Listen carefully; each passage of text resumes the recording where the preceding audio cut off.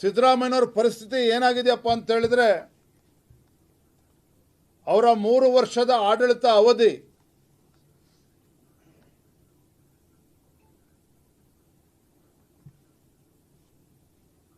ಮನೆಗೆ ಮಗನೂ ಕೂಡ ಆಗಕ್ಕೆ ಸಾಧ್ಯ ಆಗಲಿಲ್ಲ, ಮನೆಗೆ ಮಗ ಆಗಲಿಲ್ಲ,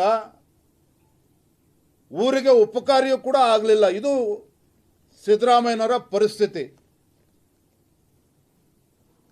ರಾಜ್ಯವನ್ನ ಸಾಲದ ಶೂಲಕ್ಕೆ ತಳ್ಳಿ ಹಾಕಿ ಯುವಜನಾಂಗಕ್ಕೆ ಅನ್ಯಾಯವನ್ನು ಮಾಡ್ತಕ್ಕಂಥದ್ದಷ್ಟೇ ಅಲ್ಲ,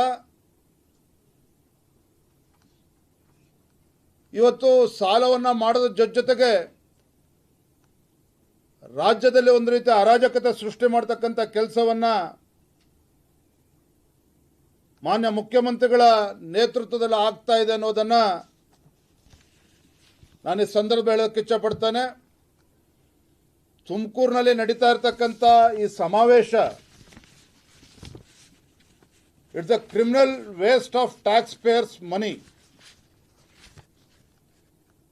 ರಾಜ್ಯ ತೆರಿಗೆದಾರರ ಹಣವನ್ನು ದುರುಪಯೋಗ ಮಾಡಿಕೊಂಡು ಪೋಲ್ ಮಾಡಿಕೊಂಡು ಬಲವಂತವಾಗಿ ಜನರನ್ನ ಬಸ್ನಲ್ಲಿ ಗುಡ್ಡೆ ಹಾಕೊಂಡ್ಬಂದು ತಮಗೆ ತಾವು ಶಬಾಷ್ಗಿರಿಯನ್ನು ಕೊಡ್ಕೊಳ್ತಕ್ಕಂಥ ಕೆಲಸವನ್ನ ಅದರ ಮುಖೇನ ಮುಖ್ಯಮಂತ್ರಿ ಸ್ಥಾನವನ್ನು ಉಳಿಸ್ಕೊಳ್ತಕ್ಕಂಥ ಕೆಲಸಕ್ಕೆ ಸಿದ್ದರಾಮಯ್ಯನವರು ಮಾಡ್ತಾ ಇದ್ದಾರೆ ವಿನಃ 3 ವರ್ಷದ ಸಾಧನೆ ಸಮಾವೇಶ ಮಾಡುವಂಥ ದೊಡ್ಡ ಕೆಲಸ ಘನಕಾರ್ಯವನ್ನು ರಾಜ್ಯ ಸರ್ಕಾರ ಮಾನ್ಯ ಮುಖ್ಯಮಂತ್ರಿಗಳು ಮಾಡಿಲ್ಲ ಅನ್ನೋದನ್ನ ಈ ಸಂದರ್ಭದಲ್ಲಿ ಹೇಳ್ತಾ,